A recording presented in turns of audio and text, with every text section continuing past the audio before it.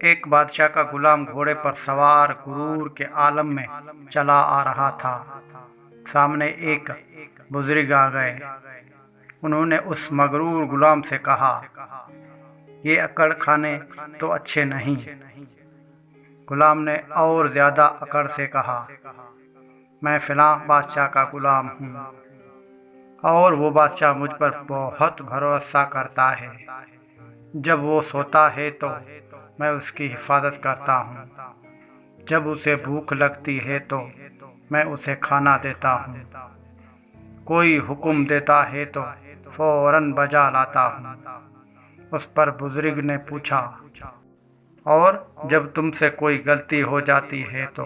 गुलाम ने जवाब दिया, उस सूरत में मुझे घोड़े लगते हैं।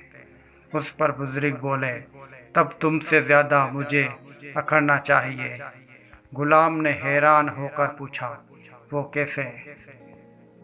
बुजुर्ग बोले, मैं ऐसे बादशाह का गुलाम हूँ कि जब मैं भूखा होता हूँ तो वो मुझे खिलाता है। जब मैं सोता हूँ तो वो हर तरह मेरी हिफाजत करता है।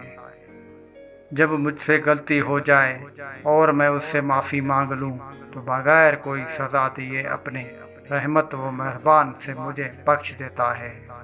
ये सुनकर उस मगरूर गुलाम ने कहा, तब तो मुझे भी उसका गुलाम बना दे। बुजुर्ग फौरन बोले, बस तो फिर अल्लाह का हो जाओ।